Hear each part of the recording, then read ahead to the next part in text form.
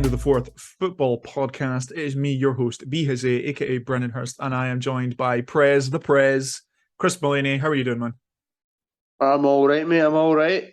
We are good. We are good. We're here to talk Thursday night football between the Steelers and the Browns. The Browns running out 29-17 winners, which is it's a strange scoreline, not something you see very often. 29 points. Of course, it isn't, but I mean, it was a very, very good performance as a whole from Cleveland. It wasn't. I'm not saying it was full of. It was amazing, and that's it. They're going to win the Super Bowl, but it was a professional enough performance to get the win.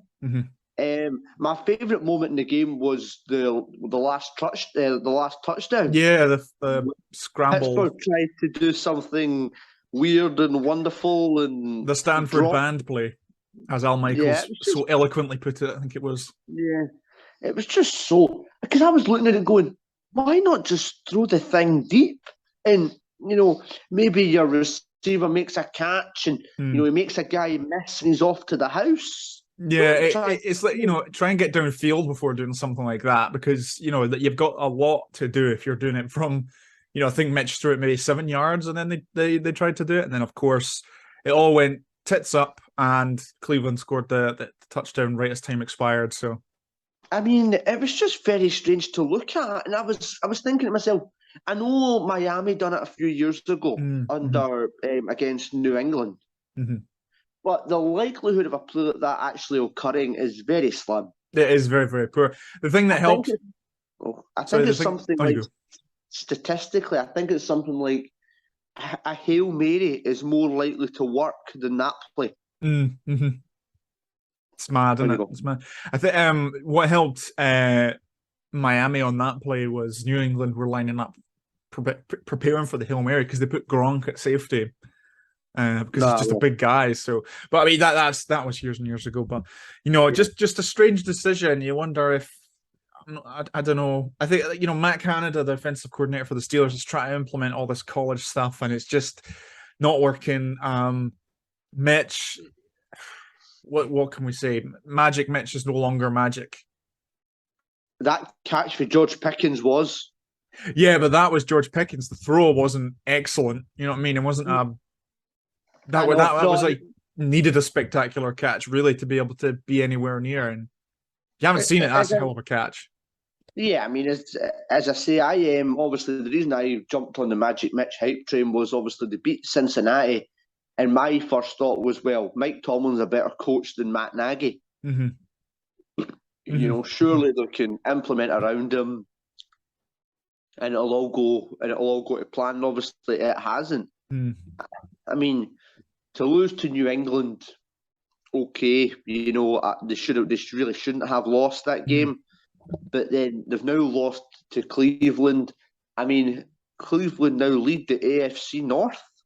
This is a game that the Steelers, traditionally Steelers fans look, and then they put a dub right next to this game with against the Browns. They got 2-3 W's there, and I think Jacoby Brissett deserves a lot of credit because he's been getting a lot of like hassle because of how his career's gone. He barely completes 60% of his passes. His career passer rating is in like the low 80s, which isn't great.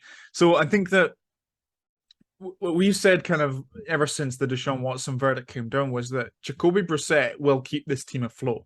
Now it's going to take a lot, and I've got here. I think this is how we all thought the Browns would be able to win games, is by pounding the rock with Chubb and Hunt, and the defense doing well. Obviously, Myles Garrett was back, I think the Browns are 1 minute 55 away from starting 3-0, and when this Deshaun Watson verdict came in, where he'd be suspended 11 games. Even the most optimistic Browns fans think that they would be sitting in this position where they are essentially a very, very, clearly a very talented team that when they get their quarterback back could scare some people. Well, the thing is as well, I mean, it was something we mentioned on the preview show about the Jets. It's similar to the Browns. Now, if by the time Deshaun Watson comes back, Cleveland have 7 wins and on the cusp of a wild card. Mm-hmm. Do you say do you tell Jacoby Brissett, right, son, do one? Mm-hmm. I No, don't know if you can. But then again, fans will demand Watson. Mm-hmm. Mm-hmm. And speaking of fans demanding stuff, I now think that the Pittsburgh Steelers fans could be demanding Pickett. I think so. I think the thing is, Mike Tomlin, obviously a very smart guy. He's not going to want to make that call because once he does, he knows he can't go back. You don't want to be in the situation Miami were in the other year where they were flipping from Tua to Fitzpatrick back to Tua, that kind of thing. So it's like, I think Mitch gets one more go around next week against the Jets, and if the Steelers are 2-2 and Mitch is okay, then maybe they see how it goes and continue. But this offensive line is a big problem, and I think it's the root of all their troubles. That's why I say that the offensive line is the most important position in football. People say it's the quarterback, but the offensive line,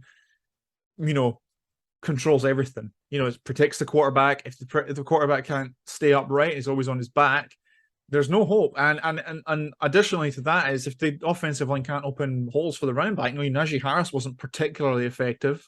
I think he had 15 carries for 49 yards, something like that, and he only got maybe about 15 or 13 fantasy points, I think it was. So yeah, it's a struggle, and I think the Steelers are going to have to make a move, whether that be maybe sign a guy off the street and hope they can get somebody who can fill in, fill in straight away, or make a trade for somebody. The thing is, though, as we always say, it takes two teams to trade, and sometimes when you've got nothing worth trading, yeah, it's like I can't turn up at you, right? If you had a Ferrari outside and say, "There's a Citroen, can I get your Ferrari?" I can't walk up to you and say, "Oh, here's my house. Here's my 2-bedroom house. Can I get a mansion?" It's you have to have something worth trading, and I just think that Pittsburgh is in a bit of a mess right now. But let's not forget about the victors, Cleveland. Two players stood out for me: Amari Cooper, who showed why Cleveland are paying what they're paying for him. 7 catches, 101 yards and a touchdown, was it? And David Njoku.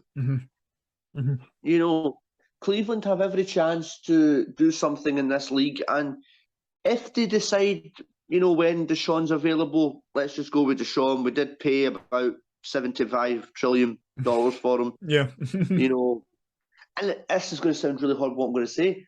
It's not just that, it's the merchandise as well, because obviously when you buy a jersey, you always buy a player who you know is going to play every week. Whereas when a guy's suspended, Arizona, I don't think when I've been looking at the games, obviously in Red Zone, there's not an awful lot of 10 jerseys in the crowd. Yeah. Whereas in week 7, there will be. Yeah. So maybe, of course, once Deshaun's available, they might, obviously, the merchandising sales as well will shoot through the roof, and that can all be good for business. And it is unfortunate that people are willing to just throw, obviously, what Deshaun Watson has done to the side and get his jersey. But again, that is for another podcast. We have discussed it all summer. But yeah, disappointing. But I know what you're saying. I think we mentioned it. I think with regards to Jacoby Brissett when Deshaun Watson comes back. Look, if the Browns are 7-4 at that point? That's 11 games. Yeah. So say they're 7-4, and maybe Brissett's on a bit of a roll. I just think that bringing Deshaun Watson in, who provides a huge distraction to the team, obviously hasn't played at that point in nearly 2.5 years or 2 years nearly. He won't have been practicing. You know what I mean? He'll have practiced in the bye week if, maybe he's at the facility because he's back the next week. I don't know. But I think you just got to keep rolling with Jacoby Brissett until he gives you a reason not to. It's the same, I think, with Joe Flacco. If the Jets are 2-1 after this week and they beat the Bengals, and, maybe they're 3-1 next week against the Steelers they're playing, I don't see how you can go back to Zach Wilson immediately until the guy gives you a reason to move on. And I just don't think that right now you could really see that happening. I know, no, it's true, and it's one of those moments where if this is going well, I think they will stick with Brissett, and then of course because the thing is though, will it be the coach's choice or will it be the front office that go, well, we spent all this money on this dude, we have to play him, but great result for Cleveland as a whole. Not happy obviously about the outcome. I did pick the Steelers. Yep.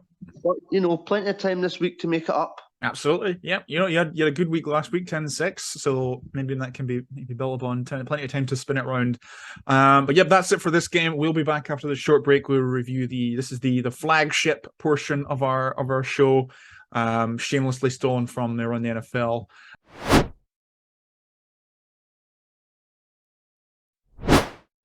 All right, then another Sunday in the NFL is done. Week 3's Sunday.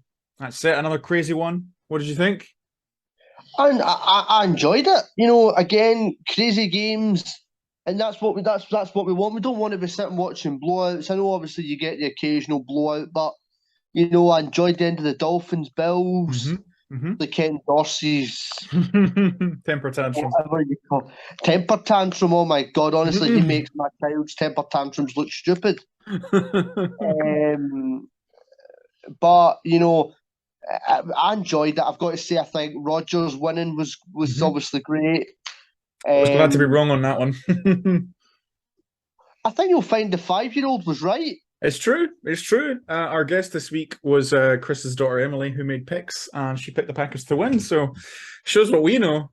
She's got 10 right. That's 10 going into Monday Night Football. So crazy. Honestly. Crazy. Right. We'll get into it. We'll start with that game down in Miami, where the Dolphins ran out as 21-19 winners against the Buffalo Bills, who are mortal. Yes, they are human after all. And the thing that did confuse me, that last play, why didn't Isaiah McKenzie just run for the sideline? And yeah, he looked like he was going at first, but then he started moving back up downfield again. And I was just thinking, go for it. You know, if he make it, obviously it would make the kick a lot easier the closer you are. Of course it does. But Tyler Bass has got one hell of a leg. Yeah. And I mean, just give the guy a break. The likelihood of you scoring a Hail Mary is very slim. The likelihood of, as he was tackled inbounds and getting over to spike the ball, is very unlikely. Run for the sideline, and it's probably about the same chance to kick it. Yeah, and you know, it's not as if it was a mile. Like I'm pretty sure if he'd have gone for it, you know, Tyler Bass in those crunch situations is normally quite good. Yeah, I mean, you know, if you've got a kicker like that, you may as well, you know, like in the situation, you know, you're down to. Because of the Dolphins almost put this game, they threw this away almost. They took the safety, the butt punt. I don't know what it's been coined online, where the punter, because they were so backed up, they just had no room, and the punter blasted it off his teammates' arse cheeks. I'm going to say something. There's a good old fashioned school game called Red Arse. Yeah. I think he's seen that online and thought, let's have a shot at that. Let's do it. I'll put that sound clip on the podcast Instagram page, just with no context. Yes. But yeah, so overall in the game, the overall takeaways and analysis from the game is Dolphins defense is legit. And we can see that they didn't allow the Bills to really get a hold in the game. There was no big downfield explosive play to open up the game like they did against the Rams and the Tennessee. The Dolphins defense had 20 pressures, 10 hits, and sacked Josh Allen 4 times. And this was a 29.9% pressure rate on Josh Allen. So superb. You know, Melvin Ingram has been a difference maker for that Dolphins defense. He's been unreal through 3 weeks. And before we move on, the NFL is obviously investigating the Tua thing coming back on the field. We'll deal with that next week when the outcome of that's been sorted. Yeah, but it looks bad. It did look bad. I mean, you looked absolutely hammered. Yeah, Um, I made a joke that it was the doctor that cleared him from concussion protocol was actually Dr. Nick from The Simpsons. well, Hi, honestly, everybody. but before we move on to Mm. the next game, I think you'll find that both me and you in that game went for the Bills. We did. 5-year-old went for the Dolphins. You see, this is I just knew that would happen. You know, she would. Oh, it's ridiculous. Do you know? I must admit, I'm glad I didn't pick the lock up the Bills. I thought I was gonna. That's my thought. Right? Okay, they're gonna be reliable. Surely they won't mess this up for me. And I'm glad I didn't. I'm glad I picked the Eagles to lock them up. So happy with Yeah. that. But Don't talk about locks this week. That's not nice to talk about things. just kind of one more thing on the Bills here before we move on is the offense stumbled because the defense they were facing was really, really good. And I don't think Yeah. that's anything to say that they were frauds because it's not like the Rams defense was bad. Um, Josh Allen missed a potentially game-winning touchdown. He fumbled inside his own 10, and that set up a touchdown for the Dolphins. He messed up a snap at the end of the first half, which ruined a chance to spike the ball. Because the rule is if you're spiking away, you have to do it immediately after the snap. And even if the snap is fumbled, you can't. It's intentional grounding if he was to snap it there and then 10-second runoff and then that's the game. So that's the first half. So he threw it out to Stephon Diggs, I think it was, but I mean it could have gone for 6 the other way. It was close. I've seen it in real time. You think, oh my God, but I think to be honest, the Bills offense just shot themselves in the foot, and I think that a lot of maybe 9 times out of 10, this doesn't happen to them. Isaiah McKenzie, we were just talking about, tackled inbounds right at the death, and they just couldn't get set in time. But Josh Allen was great as he is, 400 yards passing and 2 touchdowns, but he did throw the ball 63 times, which is not a formula for success. No, that's the thing. It's like somebody said about quarterbacks over a season that throw for about that throw for about 4,000 yards, but you've got 71 snaps. You threw the thing 30 odd times. No wonder you're getting 300 yards a game is basically practice. Yeah, it's kind of like with how good the passing is in this league, and how it tends to favor offenses over defenses now. Yeah. 300 yards a game really should be the basic if you've got a good top wide receiver. So, but yeah, that's the Bills are human. They'll bounce back, and I'm sure they'll still be successful. But the Dolphins are for real. I said this, that if they were to win this, or even just stick around, but if they win, they are legit, and they could show some teams. I'm worried my Christmas Day is going to get ruined because the Packers play the Dolphins on Christmas Day in Miami, so we'll see. I'm working that night. Yeah. I've got Sunday night football that night, so I'm quite excited about that. That'll be good. That's Bucks Cardinals, is it? Bucks Cardinals, the master against the midget. All right, we'll move on to our next game. We have a surprise in the midst. Any given Sunday is a really good summation of this game where the Colts beat down the Chiefs 22-17. What was your takeaways? It was strange. It was very, very, very strange. However, there was a lot of times in that game that it was actually what cost the Chiefs was special teams. I mean, what was it? One, he fumbled it, and the other one, he let the thing bounce, and the thing sat up lovely at the 1 yard line. And I don't care who's getting the ball, but if you start anybody backed up at the 1, you're either going for safety or you're going, let's pin them deep and then have them punt for the end zone. And it was just, I mean, and then obviously the pick at the end, and Chiefs, sorry, not Chiefs, Colts had actually been, we're okay in week 1 and we're unlucky not to really win that. I mean, they probably should have won that. That's picking issues. Week 2, they were blown away. Yep. And week 3, they've won now. Is this the start of the Colts train? I don't know. I think you beat the Chiefs, but there's a lot of teams in this league rise when it comes to big teams and then shrink against so-called lesser teams, if you know what I mean. and they rose to the occasion. I thought the Chiefs were very, very mediocre. But Yeah. again, it does show that if you stick around and you make throws, and I think one of the things that stood out for me with the Colts was Matt Ryan did not rely a lot on his stars. He relied on his average. Yeah, I was just going to say that there was it was a pretty successful day for young pass catchers for the Colts. Alec Pierce, the rookie, 3 catches for 61 yards, included a 31 reception when the Colts were backed up basically in their own end zone. And that was made all the more important when Matt Ryan lost the fumble a few plays later. And, if that doesn't happen, maybe who knows? But it's yeah, no, I agree that you kind of stayed about. I think Jonathan Taylor was pretty quiet again. Michael Pittman was back, but obviously first game back from I can't remember what injury was he had. Was it an ankle injury? I'm not exactly sure, but I think it was that. Yeah. So first game back for a receiver from a leg injury is kind of always going to be quiet, really. So yeah, no, but Jelani Woods was great. The rookie, 6'7" tight end out of Virginia, I think. Something like that. So I mean, I was hyping him up coming out of the draft, and he had a game-winning touchdown. So throw the thing in the air and tell the guy, just put your hand up, you'll catch it. Exactly. Yeah.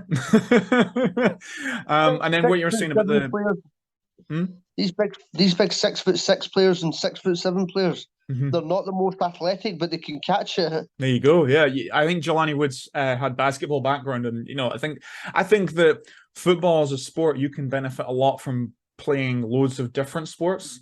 Like being a basketball player and then transitioning to football can help you because of the athleticism needed. You obviously, if you play basketball, you're going to be a tall guy. So as a pass cat, you're going to have good hands, that kind of thing.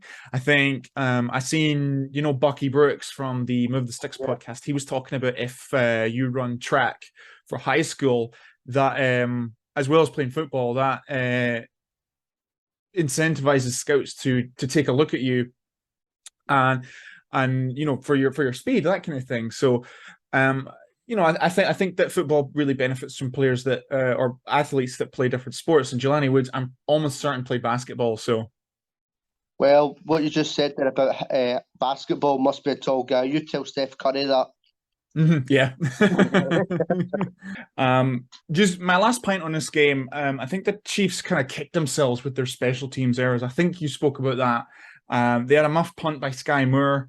They had a fake punt which failed, and it just kind of confuses me because you've got Patrick Mahomes back there. I think if you're going to go for it, what's the point in having your punter try and throw it? Why not put the ball in Patrick Mahomes' hands? Because he's one of those guys. You put the ball in his hands every play, and he'll do something for you. I mean, just look at that 13 seconds in the playoff game back in January. Well, you see that's the thing when it came to that after the Colts had gone ahead, and it was about 23 seconds. My missus and me watched it. She went, "Well, that's that done." And I went, "Well, wait a minute. Patrick Mahomes has the ball. Exactly. He doesn't need 23 seconds. He only needs about 4. Yeah. So, let's just keep watching. And obviously, then obviously she lost it because obviously the Chiefs was one of Emily's picks. But I think we all picked that. Yeah, I don't think many people saw that coming. With the Chiefs losing there, but hey ho, it's any given Sunday. But they'll be fine. They'll be fine. Yeah, I must admit, you got to be laughing if you're Tyreek Hill, though. You're 3-0. Your Chiefs are kind of, they're doing okay, but they weren't convincing last week, and obviously they lost this week. So, want to watch. All right then, let's get on to this game. Raiders 22, Titans 24. See this? Grass ain't always green on the other side. Titans won. Let's move on. What can you say? Everyone is. By the way, everyone that's listened to our podcast has absolutely done me on this. You said they keep picking up. It's like not on everything else I've said. They pick up on wee minor things. You said the Raiders would win. I didn't say they'd win this game. I said Titans would win. No, me. Yeah. Mm-hmm. You said the Raiders and Devontae Adams was going to be brilliant and Derek Carr's a fantastic quarterback. And what are they now? 0-3. I went, just chill. It's only a game at the end of the day. Right? I'm not the quarterback. I don't make money. Doesn't bother me. Yeah, but you said. Doesn't matter what I said. Mm-hmm. You're not an analyst when it comes down to Exactly. I it. think, see, next week when it comes to week 4, I'm having the 5-year-old pick my teams for me next week. I think it's easier. Mm-hmm. Maybe so. She's got, she's got fantastic logic. I love her logic. Yeah. Like when it came to like the game before the Dolphins, I went number 1 or number 17. She went number 1. She doesn't have a clue who's playing or what team was which. She just went number 1. Just numbers. Right? Pretty Or if sound we logic do to the me. she, like Packers, Rodgers or Brady, she went Rodgers. Yeah. So she's learning, Yeah. but I mean, Raiders are in trouble, Oh my and goodness. a lot of trouble. And I think they couldn't stop Henry. Mm-hmm. They made Ryan Tannehill look good. I mean, Treylon Burks was okay, but I think that game was mostly to do with Derrick Henry and how good he was. Yeah, I mean the Titans looked really good on their first 3 possessions, scored a touchdown in all 3 of them, and they were up, I think, 24-10 going into the Mhm. second half, at half time. But then they took a step back. Ryan Tannehill was picked off, and then he fumbled, and they didn't score again in the second half. So they did escape with this win. This formula that they had was, not scoring in the second half was punished. It will be punished against better teams. Of course, and Um, that's it. I mean, as was said there, I mean, I think the Titans had to win that yesterday mhm. to keep their. That sounds ridiculous, to keep their hopes alive in that division, Yeah. because going 0-3 in that division is just It's a death. problems. It's a death sentence. With how good the Jags are looking right now, which we'll get onto in a second. But it was a problem, and with the Raiders, you got to think they've got nothing going. They offensively, like they're struggling to get Devontae Adams involved. He had 5 catches for 36 yards and a score. Um, I think they had a stat where going back to their college days, Derek Carr and Devontae Adams have connected for a touchdown in 12 straight games. But where does that get you? That gets you to 0-3. And currently the team holding the number 1 pick in next year's draft. And obviously that's going to change. I do think they will get things figured out. I think that they'll tidy things up and they'll get things moving. But this is alarmingly bad for Josh McDaniels and the Raiders. I haven't looked at the schedule. They don't play the Packers, do they? No, not this year, no. No. I was just wondering there because you just know that in that game, Devontae Adams is going to get a hat trick. You just Oh, of know course that, it would be, yeah. But as I say, I mean, that AFC South is really bad, Mhm. and there's only one team in that division at the moment that can win games. It's true. It's true. And we'll get onto them now. There wasn't really much else to talk about in this game. I think the Titans managed to eke it out, and like we say, that won't work for better teams like their rivals in the FC South. The Jags decimated the Chargers 38-10 at SoFi. I messaged you last night. I said you need to start having faith in the Jags. They are legit. But I'm enjoying this strategy where every week that I back against them, they've won. The So reverse I'm jinx. thinking, I'm thinking of keeping this strategy, and just backing the opposition every week. I mean, in fact, my camera's going to go for a minute, but I have to send you this. I forgot to send you this. You've probably seen this picture already. Oh geez, I'm excited. If this is good, we'll get this up on the screen. I've just sent you there now.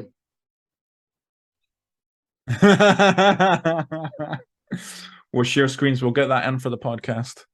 Yeah, I mean, that was just, I saw that and I went, that's brilliant. But I mean, Trevor Lawrence is looking like legit. There we go. I I didn't mean, know how to work it there, but yeah, that's some good. That's some top kick material right there. Urban as I Meyer. say, I just think, I mean, that is her top kick. Yeah, top kick. I mean, I saw something. I don't know if this is true. I saw something that Doug Peterson has now moved up to 5th all time in most wins by a Jaguars head coach. That can't be true. It's 2 no, games, I know, but but he's I matched mean, Urban Meyer in what 7, 8, 9 less games. I mean, last year was a disaster, but this year Jaguars look legit. And I mean, I'm not even gonna. I mean, we could go all night about the Chargers didn't Herbert wasn't full strength, blah blah blah. Mm-hmm. Don't take anything away. James Robinson, by the way, he could be a real standout for MVP this year. And I mean, he doesn't look like a guy that's come off a season-ending injury. Fantasy, I got him on a fantasy team. He was balling out. And I'm happy they're using Travis Etienne elsewhere. Yeah, I've actually got him in my fantasy team. We're not discussing fantasy this week because my quarterback this week scored minus points. Not really his fault, though. No, but we'll get to that later on. But as I say, the Jags look absolutely brilliant. And that $200 million they spent on Christian Kirtle is looking like money well spent. Exactly, yeah. He's another fantasy star I have. I just think that a lot of people thought going down there because the Jags have got a miserable record on the West Coast and a miserable record in Los Angeles, and I just thought that was part of why I didn't go for the Jags. I thought Justin Herbert and I thought the running game might have been brilliant, but even the Cards, even the Jags defense is playing well as well. And I mean, how does this help Trevor Lawrence? He doesn't need any help. He's got receivers. There you go. Yeah. I thought Devin Lloyd was very, very good. Yeah. The rookie of Utah. He had a breakout game. He made his presence felt all over the field and had a peck on Justin Herbert in the second quarter. And he finished with 7 tackles and 3 pass breakups, which is really good for what people would consider as a kind of off-the-ball linebacker. Yeah, that is it. Sometimes all you need is that wee bit of luck, and that one of those games that just everything goes right for you, and eventually you just kick on. And hopefully that this is now the kick on. And the only problem I see for the Jags coming up is going to be when they go to the London game, because obviously that's flying. I know they're used to London, but that could be a tough assignment. They won there last year. So, I mean, who knows what we're going to see with the Broncos in the next couple of weeks? They were not very good last night. I don't want this to come out as defense of the Chargers because but they were pretty decimated last night. But no, that's not to take anything away from the Jags. They were excellent. Trevor Lawrence was really, really good again. His first road win in the NFL and his first back-to-back wins in the NFL, if I'm not incorrect. So, but the Chargers, a decimated Chargers team, put up pretty minimal resistance. They were missing Keenan Allen, Corey Linsley, and J.C. Jackson. Rashawn Slater, who it's kind of just come out, is going to miss the rest of the season with a torn bicep, I think it is. And Joey Bosa, both of them left during the game and didn't return. So, when you've got all those injuries and Justin Herbert with cracked ribs, cartilage, and it's a recipe for disaster, and it's disappointing because it looks like what was once a very promising Chargers team with a very, very talented roster, could fall behind in this AFC West. Now it's lucky the Chiefs lost, really, because you think 1-2 and the Chiefs are 3-0 and rolling, you got to wonder whether that is something they could overcome and win the division. If I may quote a great man, the Chargers. That's it. As I say, great for the great for the Jags. I actually sent one of the guys I go to football he's a massive Jags fan. He follows them everywhere. Like when he tries to go over to Jacksonville, goes to all the London game. And I actually sent him a text this morning that says, "That you booked your flights for Arizona yet?" Who knows? They're going to win that division. I really, really think so. I think they're going to win that division. So we shall see. Why didn't you pick it then in your pre-season assessment? Well, I was thinking at the halfway point of the season, we could maybe do an updated kind of predictions. Yeah, that'd be great if you did that. Yeah, I mean, you can change everything you've done. Then we're right. We won't hold ourselves to this, but we could give some more. We could do like a extra show 1 week. I'm just spitballing. We'll figure something out. We'll do something. Just so you can get eight division winners right. Let's be exactly. Well, Chris has got hard at 7, so we'll do one final game and then we'll be back tomorrow. But you can keep listening, obviously. Lions 24, Vikings 28, and I'm annoyed. This is a joke. I'm loving it. I'm heated, right? Because like the Vikings clearly have no juice left after winning their Super Bowl in week 1 against the Packers, which is what they do. Kirk Cousins was dog turd again. Justin Jefferson, useless for the second game in a row. He had 14 yards on 3 catches. His longest reception was 6 yards. Jeff Okudah clamped him down. And I say 9 times out of 10, teams win this game. 999 times out of 1,000, the Lions win this game because Kirk Cousins just only came through at the end with a touchdown pass. Was it to KJ Osborne? I'm not impressed with the Vikings. I think they are, and they're going to miss Dalvin Cook for some time. He's got a dislocated shoulder now. I don't think they can keep up with, I'm not saying that they're going to miss the playoffs, but I think that they're gonna struggle against, they got decimated by the Eagles, and the Lions should have beaten them here, really. Look, stop banging on about the Eagles beat them. I keep telling you it was a Monday night, and yesterday was 1 o'clock. Kirk Cousins, and I actually thought the Vikings were actually. I mean, I'm delighted just to get one pick this week right. I had a disastrous week, but we're not concentrating on that. But I'm actually, the Vikings getting that win does show grit and determination, and it just shows it's not over till it's over. I mean, the one good thing that the Vikings do have is the fact that they have the Saints this week, who are in a bit of a spiral. Yeah. That's in London, first London game. So. That is in London, 2:30 on Sunday. So great day if you love your NFL. Oh, I was going to watch the Manchester Derby. But wait, let me put it this way. You can watch Kevin De Bruyne, Scott McTominay, or you can watch Jameis Winston and Kirk Cousins. That's a rock, paper, scissors moment. No, his official name on this podcast is Scott McTaliban. Get that right. You still need to change your fantasy team name, by the way. No, I think if you find I have actually changed it. Oh, no, you did, yes. I apologise. You are right. It's now to read President's People. That's right, yeah. I apologise. I do remember seeing that. With back to this game. Dan Campbell takes blame for the defeat.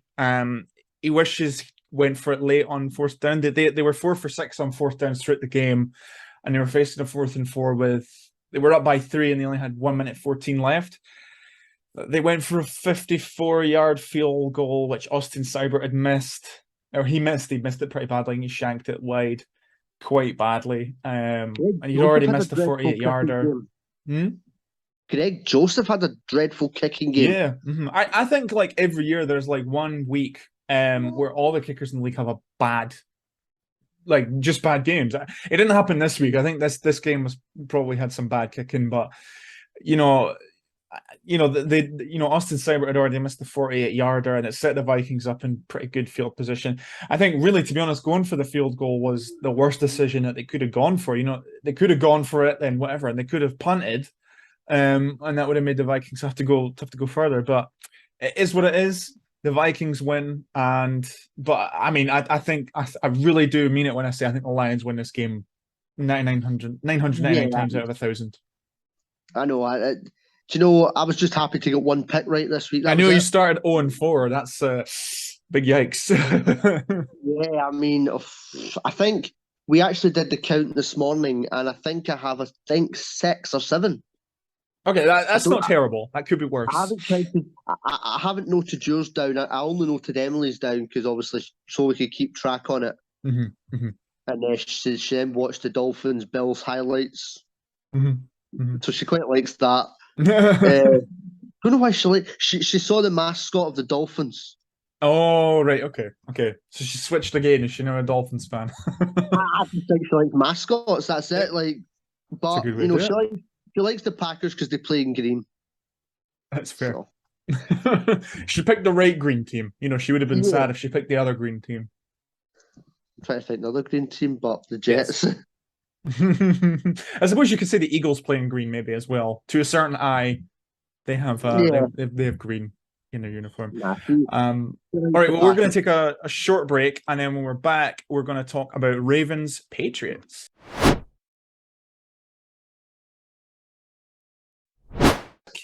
Ravens 37, Patriots 26. And I think that Lamar is probably wondering what color his Lamborghini is going to be when he gets paid next year. I mean, he wasn't exceptional in this game, but I mean, this is clearly the best form of Lamar we've seen, which transcends this 2019 MVP season. He was 18 for 29, 218 yards, 4 touchdowns, and he has more touchdowns now than all 31 other teams. The guy's on fire. I mean, Lamar is just Lamar. He is phenomenal. There's nothing you can do to stop Lamar either. Mm-hmm. Mm-hmm. I mean, I don't care how good your defensive coordinator is. I mean, I'm going to be honest with you. Since I started watching the NFL, one of the best defenses, in my opinion, was Denver's Super Bowl 50 Mm-hmm. Mm-hmm. uh, defense, and I don't even think they could stop this Lamar. Yeah, yeah. It's not. It's completely down to scheme. We said this in the preview show that stopping Lamar is down to scheme. It's not any one player. It's not any one play.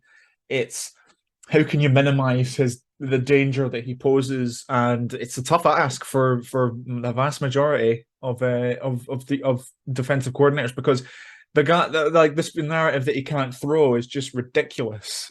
I mean, that throw to Mark Andrews. Hmm. Hmm. I mean, it does help as well that he's got great offensive pieces around him. Yeah. Hmm. Hmm. I mean, I think I'm going to be honest. I think if Mark Andrews wasn't there, and I'm going to be honest with you and say something maybe a bit controversial, I think Mark Andrews is possibly the modern day Gronk, in my Maybe so. opinion. Hmm. Hmm. He is the best tight end in football, in my opinion. Yeah. I mean, he can catch, he can run, he can block. I Hmm. mean, Grunt couldn't block. That's the thing. So Gronk couldn't play safety either. yeah, Um, that's true. I, I mean, I think you could put Mark Andrews anywhere on that team, and I think he would do a job. Hmm. No, absolutely. I think that, aside from Mark Andrews, that the weapons that Lamar has aren't exceptional. J.K. Dobbins was back in this game for the first time since the 2020 playoffs, which is crazy. He's a solid running back, but he's not anybody that people would consider elite. He's not like a Dalvin Cook or who else have we got? Fournette. Leonard Fournette, that kind of thing. He's not one of those guys. So it's and his pass catches, Rashad Bateman and Devin Duvernay, they're not guys. Do you know what I mean? They're not Devontae Adams, they're not Justin Jefferson, they're not Jamar Chase. They're just guys, but they're taking advantage of their opportunities, and it's working really, really well. So sometimes it's all down to your quarterback as well. Hmm. I Hmm. mean, Lamar's not frightened to throw it about a bit, Yeah. and he can take off as well. But we always have to look at the other team as well. We do both teams on this show, and Hmm. well, not an awful lot you can really say went right for the Patriots again. I mean, Mm. they are struggling. They could potentially finish. I mean, they could potentially be picking in the top 10 next year, Hmm. Hmm. and that's weird. I mean, it's going to be really weird to hear Roger Goodell come out and go and then it's going to be a number between 1 and 10. Pick Yeah. in the draft the New England Patriots, and you go, what happened? I know it would be so crazy, and it would really put to bed the narrative of Brady v Belichick, who was really Well, I the mean, star for those all those Super Bowls. it was all Brady, but Hmm. I mean, I think that it is to bed now, to be fair, but that would confirm it. That would be 100% yeah. it down the drain. I think in this game the Patriots had their opportunities, but they just really failed to take advantage. Rashad Bateman fumbled, but on the resulting drive, Mac Jones threw the pick to Marlon Humphrey. Nelson Aguilar had a chance late on as well, but he fumbled, and I can't remember who picked that one up. It might be Marcus Peters. Um, But yeah, they just couldn't take advantage. And I think the main concern for the Patriots in this game is that Mac Jones's health. Early reports sound like he has a high ankle sprain, and he was wincing as he was helped down the tunnel following the end of the fourth. Roll credits. Yeah, but he was a bit. Mm. I mean, this could be this could be really tough for New England, and I think it's going to be a long season. I agree. I think, especially if Mac Jones misses an extended amount of time with a high ankle sprain, they suck, and it's unlikely to be 100% this season. Even if he does make a return, with the movement quarterbacks need to put on their legs, he's bouncing, and that ankle is really it's a big factor in a quarterback's footwork, clearly. So, we shall see, and we hope he's okay, but it looks like Brian Hoyer will probably start for the Patriots next week, and that's not something you want in 2022. They may have to look at maybe. Did they go for Cam Newton again? Oh God, I don't know. I mean, the opportunity for Jimmy Garoppolo is gone now. Do you know what I mean? Yeah. So who can you really say who's available? Which quarterback would you want to pick up? The only one really possibly who could maybe do anything is Cam. And that's really poor. But anyway. Yeah, we shall roll on. We shall continue. The Bengals are finally in the win column this season with a 27-12 victory over the Jets, and it looks like, it was Joe Flacco, 28 for 52, 285 yards and 2 interceptions, and the Jets won't mess about when it comes to switching back to Zach Wilson, which looks like they'll probably do that this week. I think he comes off the pup list this week. So, yeah, I mean, I thought Sunday, I mean, we all went Bengals. I think the Jets fluked it over Cleveland, and there's only so many results you can go for, and there's I think it was it some 2 seasons ago the Raiders were or not the Raiders, the Vikings, were involved in like 8 one-possession games, and the season after. I think they were something like 6-2, and then the season after another 8, and they were 2-6. The likelihood of turning around a result like that every week is very unlikely. Yeah. I mean, they're going to go back obviously to Zach Wilson. I think Robert Sala's going to go for him. I think that's sort of his guy. Yeah. And he's a dog, he's a dog of the week every week. Again, my God, this guy some season. I mean, do you know how he won? Do you know the reason he won it this week? You might be surprised at this one. It's because he slept with his mum's best pal. Again? Well, I don't know if he did it again. He just did it. So that's enough for the award in my book. Well, definitely. This guy really needs to get a life, though. You've now thrown me off my track there. My apologies.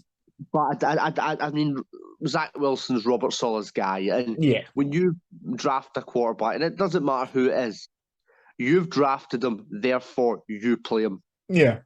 It's the same logic in British football. When a manager signs a player, he plays him. Doesn't matter how bad he is, he plays him. And Harry Maguire, for example.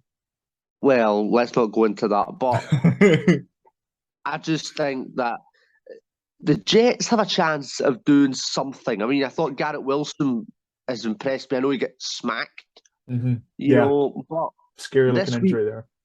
This week, again, with Joe Burrow, I said last week, he's not elite because his O-line makes him elite because this week he wasn't really pressured much. Yeah, he was only sacked twice on this one, but I think that's just more of a testament to the Jets' non-existent pass rush over the Bengals O-line, because it's not going to improve until they bring in a body. But Joe Burrow was better, but that's not hard. 23 for 36, 275 yards and 3 touchdowns, and he had 163 of those yards in the first quarter, which is a career high for him. So much better for him. He'll be happier with that, but still work to do, I think. Definitely. And I mean, let's see how the Bengals roll on, I suppose. Yeah, about the Jets, it was kind of one of those, burn the tape and dig it and put it in the garden and never to be found ever again. I suppose the one standout was Sauce Gardner when he was matched up against Jamar Chase. he was pretty solid. I mean, 4 tackles, 1 for a loss, and 2 pass breakups. So that was a solid outing for Sauce. Definitely, definitely. All right then, we will keep going. We're making good time here. We're going to keep going. So we have the Eagles continuing their role with a 24-8 win over the Commanders. Eagles won. Let's move on. My lock was right. I'm back in this. 1 and You 2. got 1. I think that's me and you are both 1 and 2 now 1 on and 2. locks. So we're And still the both 2 5-year-old games back, but and the 5-year-old's 1 and 0. yeah. We're still 2 games back from the guests who are 3 and 0 so far, but I'm gonna turn this around. I was going to say, who the hell did guests go for this week? But the Bears. Yeah. I mean, the Eagles are for real. And Yeah. again, let's not jump on, Washington's poor. Mm. Washington were dreadful. Mm-hmm. Washington were non-existent. Washington couldn't tackle. Washington couldn't defend. Washington couldn't attack. Carson Wentz couldn't throw. I mean, but that's not Jalen Hurts' fault. Exactly. You can really only play who's on your schedule. Exactly. Carson Wentz will have been feeling it yesterday. Yeah. Do you know who's actually really impressed me? And it's not even Jalen Hurts. Fletcher Cox and Hargrave in that defense. Yep, the defense is legit. Because they're not exactly just fresh out of college. They're actually they've been in the league for a while. Yep. Fletcher Cox is knocking on a bit. Hargrave's been around as well, and I mean their cornerback's elite. Darius Slay. Avonte Maddox is pretty good as well. Yeah, so I mean they do have a decent defense that can stop teams, and I mean got to be poor. I mean, if I had to say one blot on the Eagles, they did give up a safety. That is true. Yeah, that was a strange play call. That was a run out the end zone. I say it's a strange play call. That's kind of what you tend to see, but I just think that the Washington front is good, right? They have good players up there that are good at stopping at the run. So maybe not a surprise, but I mean, when it comes down to it, is the game would have finished 24-6 rather than 24-8. So it really doesn't matter. Speaking of Washington's front, what to say about the Eagles? They sacked Carson Wentz 9 times and hit him 17 times. They also got pressure. They got a turnover in both of the Commanders' red zone possessions and only allowed 240 total yards from the Commanders' offense as they just went into a tailspin from the first quarter. Eagles pressured Wentz on 36.5% of his dropbacks, and 7 players had 3 or more pressures. This defensive front is really good, and I think that this defense is up there with. I think we said this last week. There's one of the ones that could stop, the only ones in the league which could really stop the Bills. So can the Dolphins. Yes, that's true.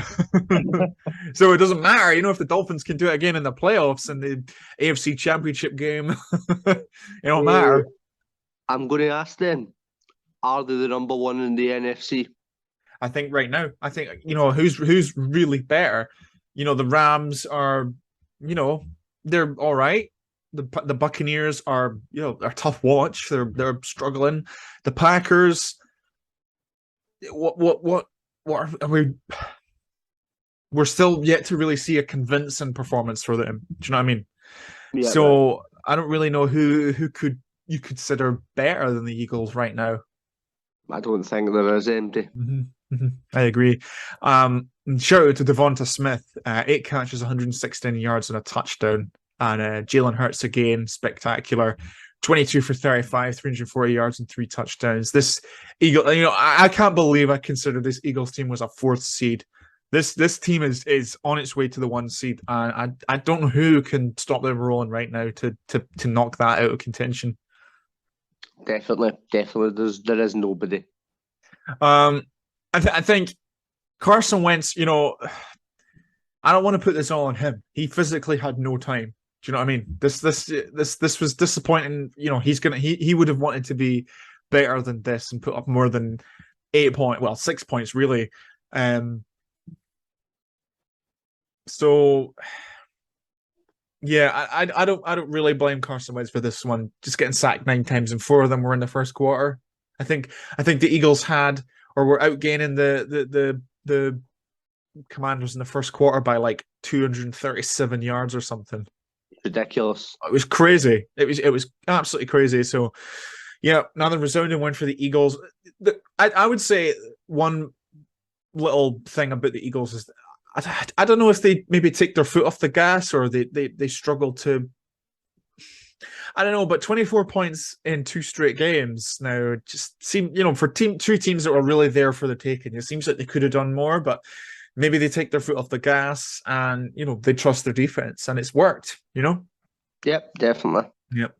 All right, then we'll keep going as we have the Saints stepping down, well, losing to the Panthers 22-14. And my first takeaway from this is that I think it's time for Andy Dalton for the Saints. The Saints offense just cannot get anything going with Jameis on his back fractures. Shut him down, let him recover, and get him back in time for a push to the playoffs, because it's just the New Orleans offense wasn't terrible against the Panthers, right? But it just kind of got in its own way more than anything. But the back fractures can't be helping. Like, I don't know how that boy is standing up. I know it's there's clearly an issue there, and he can't say he's not got weapons, because he does have weapons. Yeah, and I mean, there is one thing that I want to say about the Packers. This is probably Christian McCaffrey's longest season so far. I know, yeah. I mean, he's not been hurt yet. I think, yes, you go with Andy Dalton, and now you have to maybe look at it. I'm not Andy Dalton's biggest fan, but is he really any better than Jameis Winston, though? I don't think he's going to be worse. Do you know what I mean? I think, if okay, so like I don't know what the back fracture situation's like. I don't know if he may have aggravated it with playing, but say you shut him down, put him on injured reserve, say it's 4 weeks, maybe it's a little bit longer, say 6 weeks, right? If Andy Dalton can get through that 3-3, I have no idea who they're playing, so I'm just spitballing here, but 3-3, Andy Dalton, that's not impossible for him, right? With who they have around, I think Michael Thomas or Slant Boy's injured again, so he's done. Traquan Smith came in and he's hurt as well. So I think Chris Olave is really the only weapon they have there now. Kamara. Yeah, Kamara as well. But I just think that 3-3 with the defense being able to hold out a lot would be a big factor. And you know what? They're 1-2 now. They're 3-3. Say they're 4 and what's the maths? They're 4-6. You can make a run towards the end of the season while other guys have healed up. So say Michael Thomas gets back and that kind of thing. I feel like the sensible move here is now more so for damage limitation, really, because this is only going to keep getting uglier. Or you don't bench Jameis and you play Taysom Hill behind him as in the sort of fullback role. So it means if Jameis wants to throw, fine, but he's got a running quarterback there, and he's also got a quarterback, because Taysom Hill is, and then obviously Alvin Kamara behind him. So at least, and Taysom Hill's got moves. He's not exactly a static guy. Yeah. I mean, we don't really know what the Saints will do, but they have to do better than what they've been doing. Yeah, they need to figure something out, and I don't think it's going to come with Jameis right now with this injury. On the other side, we have the Panthers, who still aren't good. I think that this scoreline really flattered them more than anything, especially the offense. Baker Mayfield's screen pass to Laviska Shenault that he took for 67 yards was probably Baker Mayfield's best throw of the day. Christian McCaffrey had 108 yards and 25 carries, which is a nice outing, but you're just waiting for it, really. We've seen it with Michael Thomas. He's hurt again. We're just waiting for Christian McCaffrey. And obviously, we hope that he stays healthy, and we hope he could put in 17 games, but I just think running back's the position where you get beaten up the most, and definitely, I don't know, but yeah, I still don't think the Panthers are very, very good. At least the offense, the defense was impressive. The defense forced the fumble on Alvin Kamara, which set up the defensive scoop and score, and they annoyed Jameis Winston all day. They got in his face and made him struggle. Yep. So I think the defense takes the credit for this result, but the score definitely flattered them. for sure. Totally agree. Yeah, let's keep going. We're doing good. All right then. Another kind of snoozer. Texans 20, Bears 23. That was the lock this week for the guest. Yep, that's right. Yep. Bears barely winning. But still won. Yep, that's true. It was a bit. It was been. What can you really say? Bears won. They kicked a field goal to win it. It was against the moribund Texans. It's not a good look. I think that Roquan Smith had a good game, and I think he was a true game time decision. We weren't even 90 minutes before the game started. We weren't even sure if he was going to play, but he had 16 tackles and got a late pick that set up the game-winning field goal. So he was very good, and I still think they're in contract negotiations or turmoil. Roquan Smith and the Bears, so they need to do the right thing and just pay him what he wants, because he is the leader of that defense. Definitely. I mean, Justin Fields needs a lot of help. Yeah. And I think Herbert, the running back, impressed me though. I've just got that here in my notes. Yeah, he's in absence of David Montgomery, who had an ankle injury.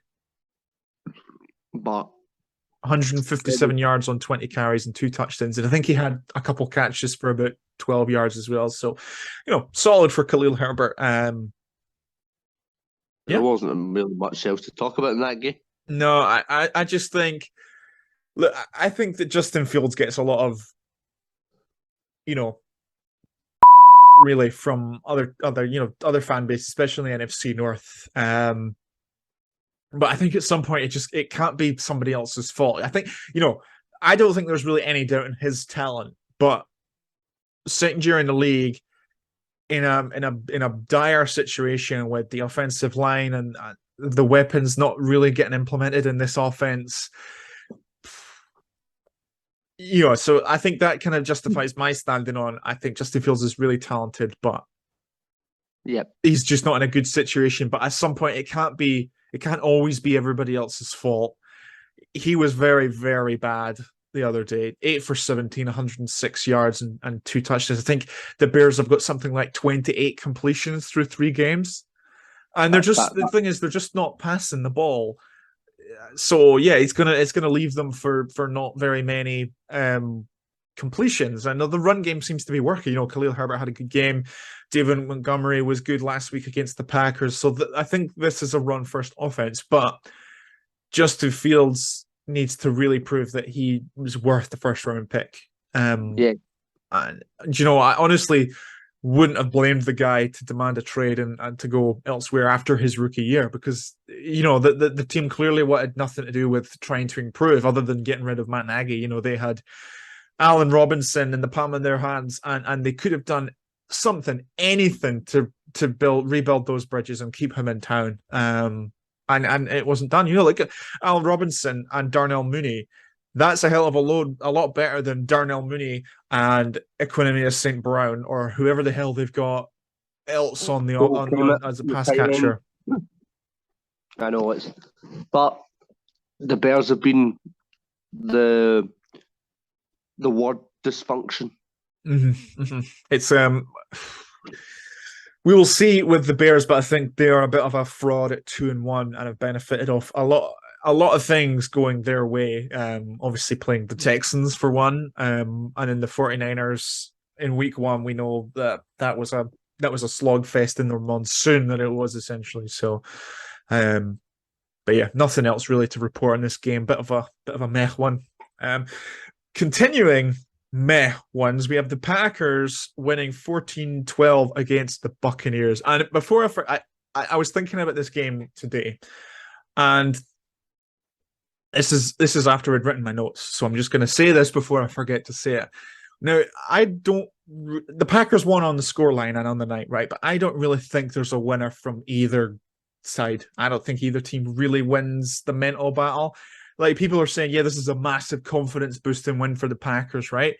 But this defense, which has been touted as really, really, really good, and it was solid. It held up for the offense not being able to do jack rubbish in the second half.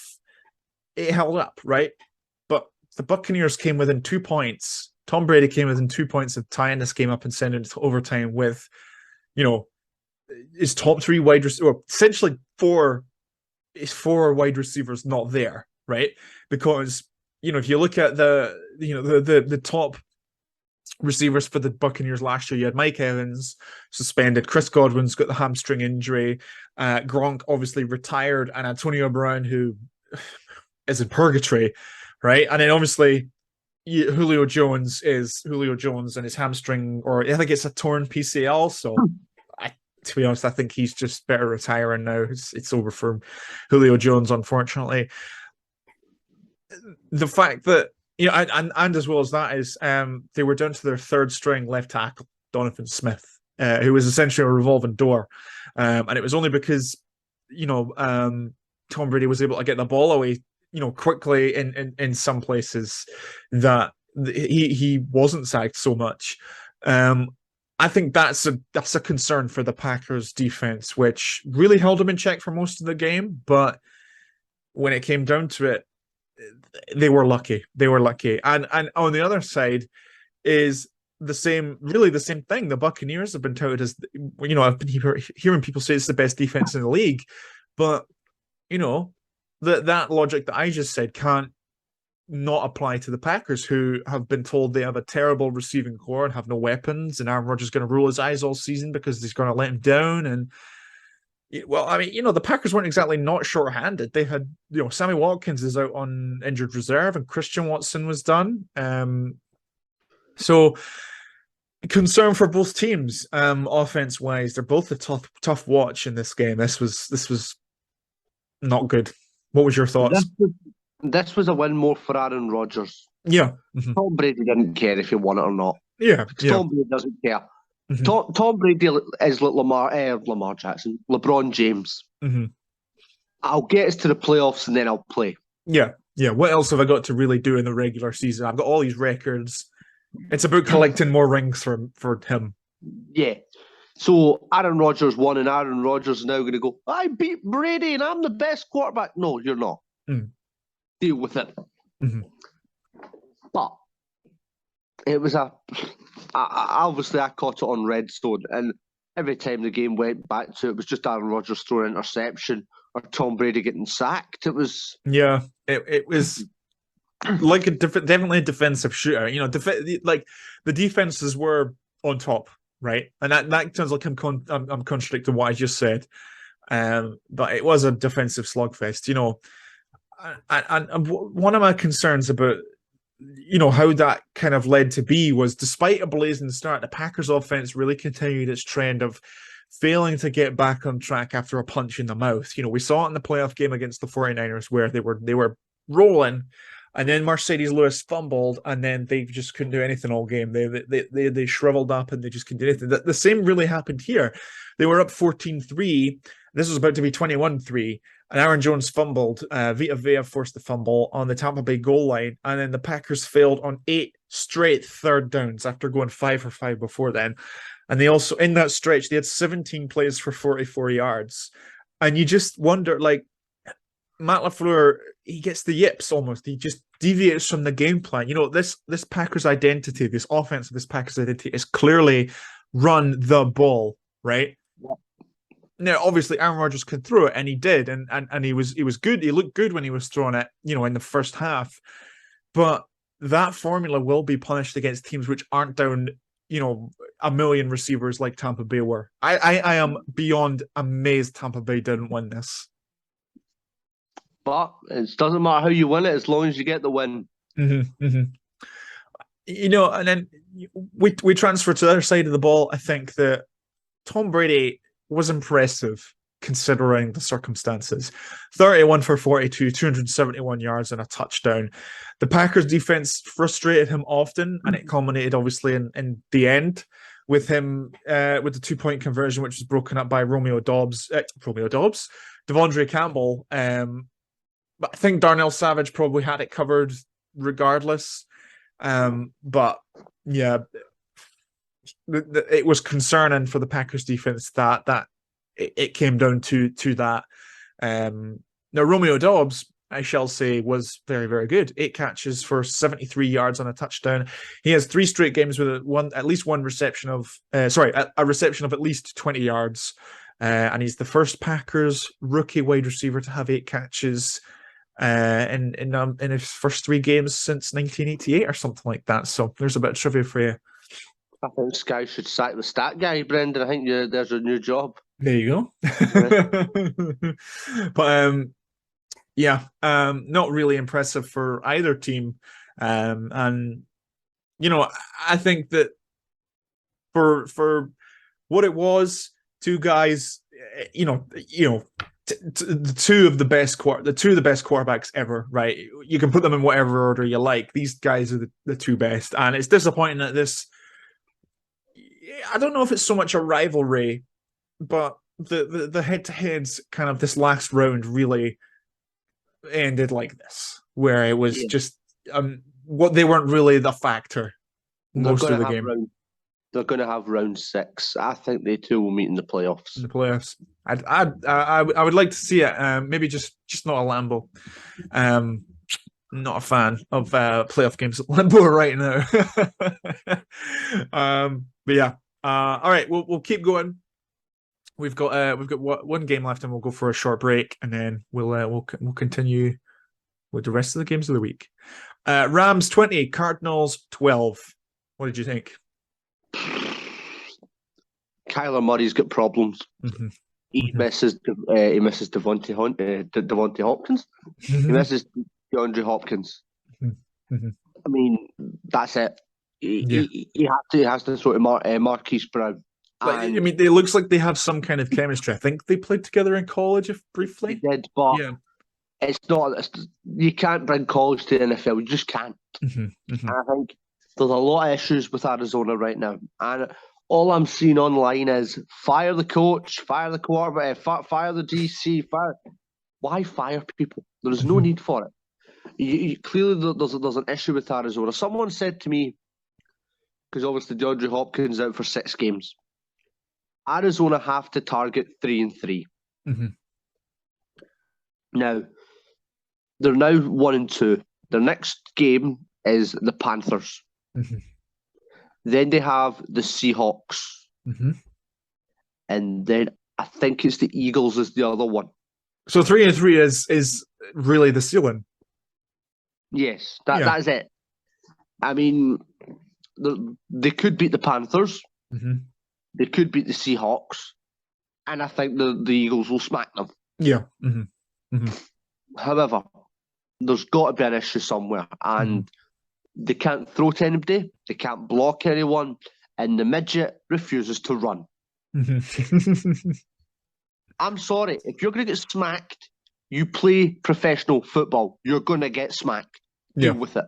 Mm-hmm. On the other side of the ball, the Rams weren't that good either. Yeah. Mm-hmm. Matt Stafford didn't throw a touchdown for the first time as a Ram, but they raced into a 13-0 lead, and you just didn't think the Cardinals' offense was able to bring them back into it. I'm going to go against you there. Yeah. There was actually a point in the game, the Cardinals had backed the Rams up, and it was something like 3rd and 19. And what does Matt Stafford do? He throws the thing to Cooper Kupp. That's what you need to do. Great when you've got a safety valve. Mm-hmm. And great result for the Rams. Mm-hmm. Obviously puts them, I think, outright in the NFC. I think that's outright in the NFC West. But I think so. Yeah, just right now, yeah, because the 49ers lost again, yeah. But that NFC West is going to go right down to the last day. You'd think. I mean, it just looks like all the teams just keep beating themselves more than anything. Exactly. The Seahawks are the Seahawks. Yeah, it was a bit dysfunctional. Arizona's missing DeAndre Hopkins. Mm-hmm. 49ers don't know where the goal line is. Yep.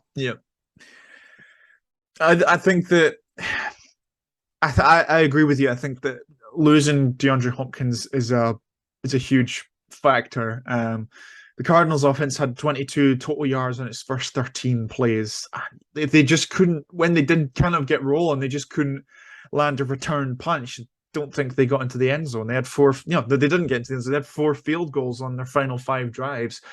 You just hope that DeAndre Hopkins can inject some life into this Cardinals offense, because what happens if he doesn't? When DeAndre Hopkins comes back, right? This is going to be scary. Mm-hmm. James Conner, Kyler at quarterback, James Conner at running back, DeAndre Hopkins, Marquise Brown, and Zach Ertz. Mm-hmm. That's scary. It's a scary thing, but you just think, they've got all those guys barred DeAndre Hopkins. Why are they not being scary just one guy down? It's like, do you know what I mean? If you've got five monsters, right, which are really, really scary, if one of those monsters isn't quite there yet, four monsters is still scary. So why can the Cardinals offense not put that fear into anybody? Like, you just look at it this way, it's like they're an all-time Raiders collapse away from being 0-3. And could you imagine the headlines after everything they went through this summer with Kyler Murray and the obviously the playoff loss, and I just, it would not be a good look for that organization. Well, if say they're 3-3 by the time DeAndre Hopkins comes back, mm-hmm. then they've got the Saints on Thursday. Mm-hmm. Then they've got the Vikings in Minnesota, Seattle. Then they go to the Rams, and then they've got the 49ers in Mexico before they have the Chargers at home. Mm-hmm. That's the bye week. It then doesn't get any easier because they've got the Patriots, they've got the Broncos, they've got the Bucks, the Falcons, and the 49ers. Mm. They're gonna have to possibly go 3-3. Potentially, they're gonna have to win at least 8 of their next games, mm-hmm. and that's a tall order. Yeah, but it's the same team that last year went 7-0 to start the year. Yeah, really. Yeah, it is. It's not a good time to be a Cardinals fan, but I mean, really, don't credit the Rams more than it's not a hard offense to stop at the minute. No, the defense bent but didn't break, and that's all you can ask for. That's really the only standard for the Rams there. No, that's us. That's it. Right, so we'll go for a short break, and we're back. We will talk Falcons, Seahawks, and I've just noticed in my notes I have the wrong score there. Don't know why I've done that. Shocking.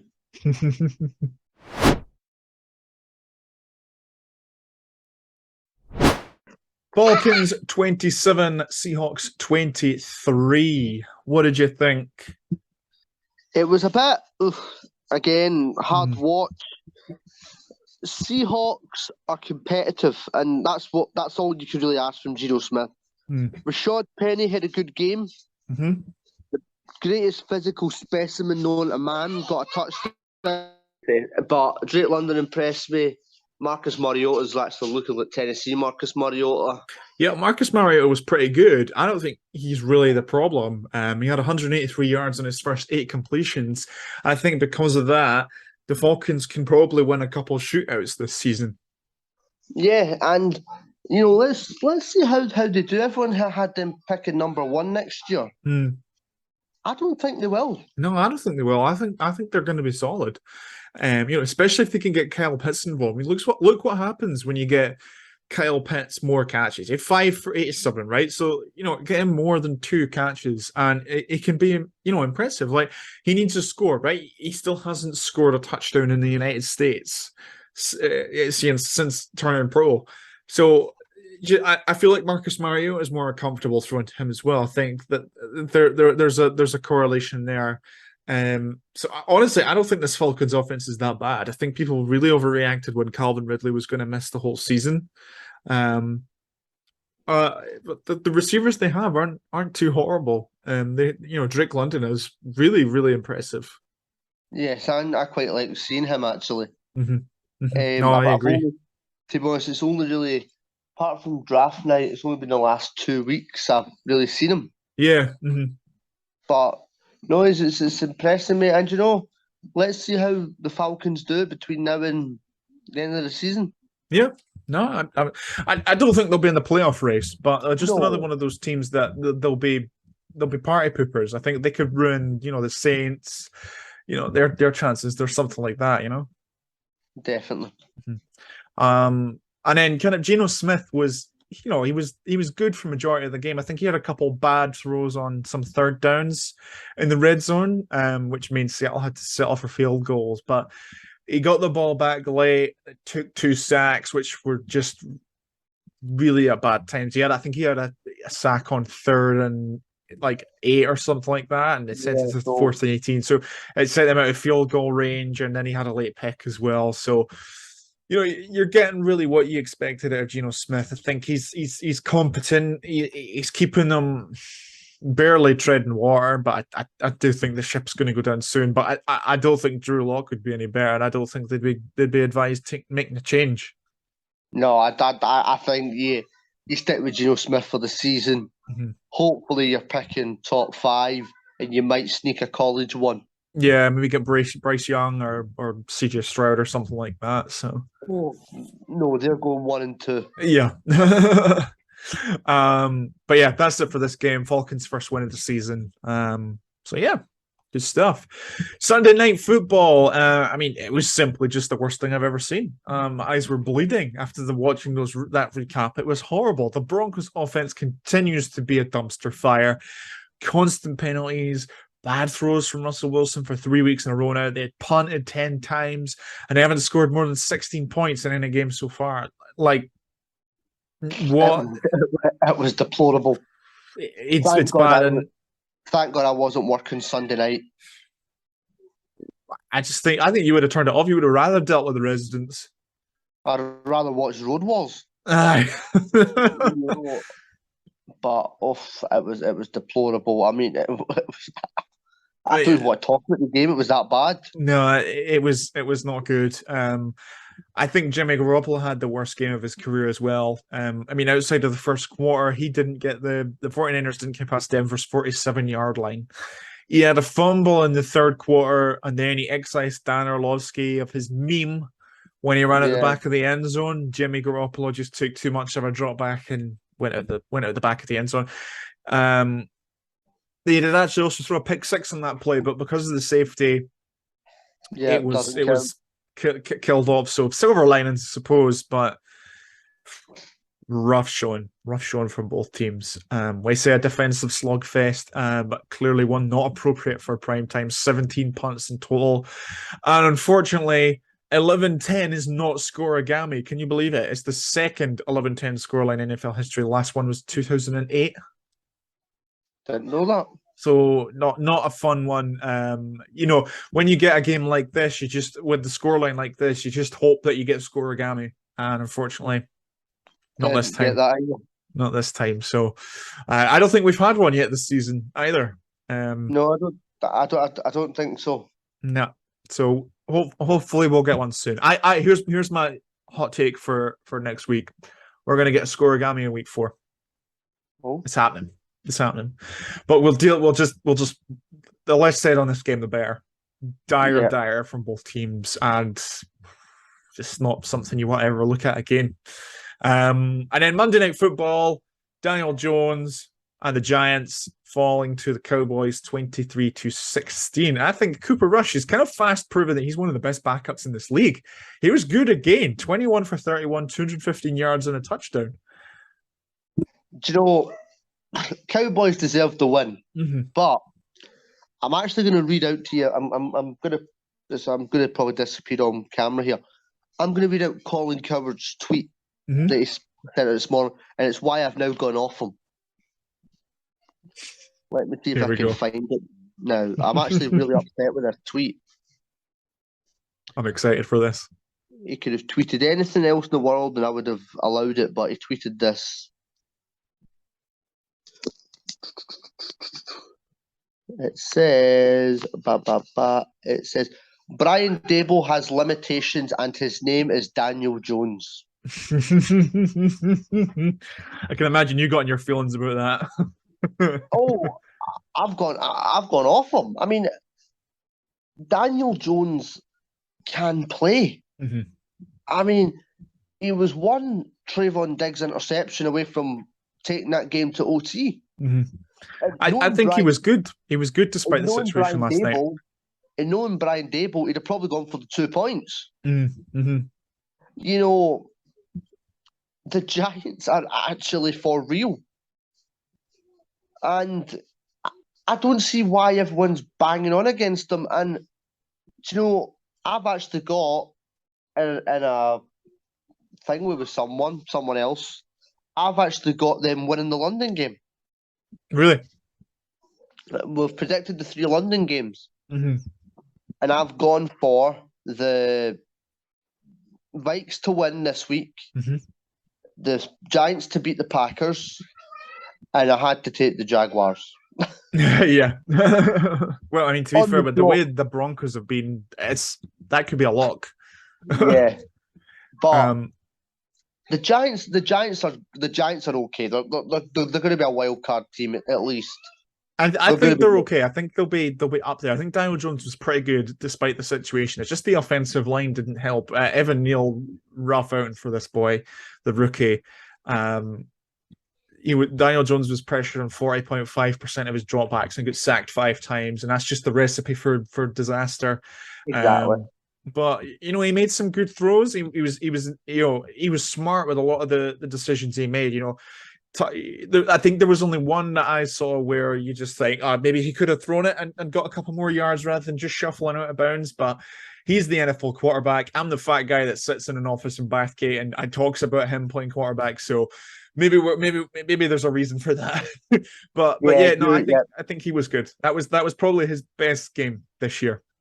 We're all Steve Young and Joe Montana watching it. Yeah. We're not the guy getting chased off Micah Parsons. Mm-hmm.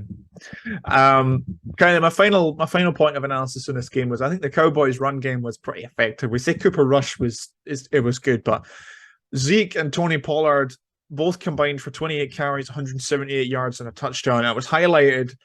I think maybe this was more of a blocking job than how good the run was, but not to discredit anything.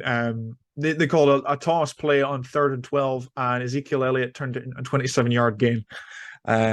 So yeah, really, really good. And I think that's how the Cowboys can continue to win games. If Dak Prescott misses any more time, he has hinted about possibly coming back this week, but you wonder with a broken thumb, you think you don't want to rush back like Russell Wilson did with the finger. The stitches have been removed. So we shall see, but that is another previously undefeated team fallen. I think the only undefeated team left in the NFC now is the Eagles. Yes. Yeah, so it's the Eagles, the Dolphins, and that's it. That's it. Yeah. So wonder who's gonna drop one first. Eagles. Yeah, I'm gonna go get. I'm gonna say Dolphins. Okay. And they're both gonna lose next week, so we're both technically wrong. Yeah. All right then. Well, that's it for another edition of the End of the Fourth Football Podcast. Thank you so much for hanging out with us as you always do. Or if this is your first episode, thanks for hanging out with us for the first time. Give us a rating on Spotify if you haven't done so. Tell your pals about this podcast. We're looking to increase our numbers. Check us out on Facebook, which is End of the Fourth Podcast. You can find us on Instagram, which is End of the Fourth Pod. On Twitter, it's the same, but instead of the word fourth, it's the 4TH, the abbreviation. And then pod. Check out the Let's Talk Sports Network, the YouTube channel, and on Twitter they're at Let Talk Sport. If you're watching rather than listening, you'll see that in the credits. I'll link it. I'll give all the handles to everything in the credits. But yeah, that's us. We'll be back on Thursday for our Week 4 preview. We're basically at the quarter pole of the season. Can you believe it? Already 1 month down. It's mental, but let's hope it continues. Yeah, absolutely. It's been a good one so far. We just wish it didn't go so quickly every year. But yep, thank you so much for hanging with us. Chris, as always, you have said everything you wish to say. Yep, definitely. And that's it from me, B-Hizzy. Ciao for now.